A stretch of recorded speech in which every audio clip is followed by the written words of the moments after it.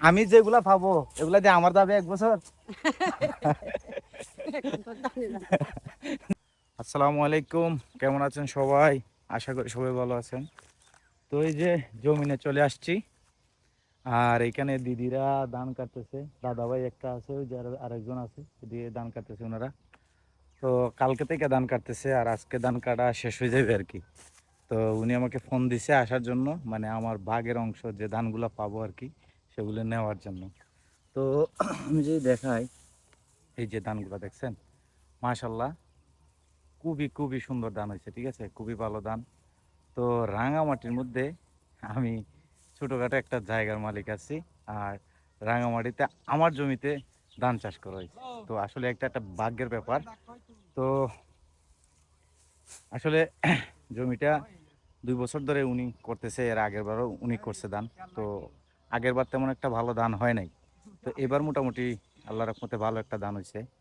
যদি আমি ওইদিকে দেখাই, এদিকেও মনে করেন এই যে ধানগুলা, এদিকেও মোটামুটি খারাপ হয় নাই। এটা একটু নিচু জায়গায়, আর এই জায়গাটা একটু উঁচু জায়গা। তো এই অংশটা এখন বাকি আছে কাটার, এই যে এই অংশগুলা এখন বাকি আছে। তো আজকে নাকি এগুলা মানে সবগুলা কেটে ফেলবে আর কি।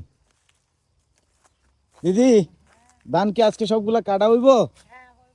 হয়ে যাব না? আচ্ছা। তো কেমন হয়েছে ধান এইবার? আগের বছরে সে বছরে একটু ভালো হয়েছে। ভালো হয়েছে না? হ্যাঁ, ভালো হয়েছে। অনেক পরিশ্রম তো করছেন, হ্যাঁ, ঠিক আছে। হ্যাঁ, হ্যাঁ, দাদা। তো মোটামুটি মানে এই ধান যতটুকুলা পাইবেন আপনি, মানে আপনার কতদিনের খাবার হবে আর কি? হবে এখন কয়েক মাস যাবে। কয়েক মাস? কত মাস? কত মাস যাবে? 1 বছর? 1 বছরের কাছাকাছি যাবে, এক যাবে বছর না? না গেলে। হ্যাঁ। আমি যেগুলা পাবো এগুলা দিয়ে আমার যাবে 1 বছর? এখন তো জানি না। জানেন না? ও আচ্ছা আচ্ছা, মানে জিজ্ঞেস করলাম যে আমি যেগুলো পাবো ওগুলো যে আমার 1 বছর যাবে কিনা। না আসলে ওইরকম না।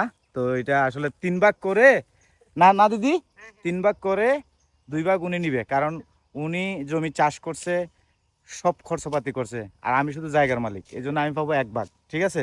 তো 1 ভাগে কি আর সারা বছর যাবে? আচ্ছা যাই হোক।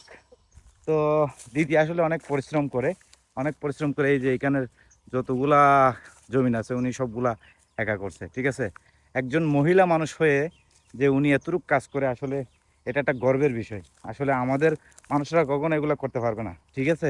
আমাদের বাঙালি, আমাদের বাঙালি মেয়েরা এরকম সাহস নিয়ে হ্যাঁ, কেউ জীবনে পারবে না করতে। আপনি হ্যাঁ, যতটুকু সাহস নিয়ে করছেন আর কি, ঠিক আছে। হ্যাঁ। তো শুভকামনা রইল আপনার জন্য, ঠিক আছে। আচ্ছা দাদা। আচ্ছা, সবাই ভালো থাকবেন, সুস্থ থাকবেন, আর দিদির জন্য দোয়া করবেন। আল্লাহ হাফেজ।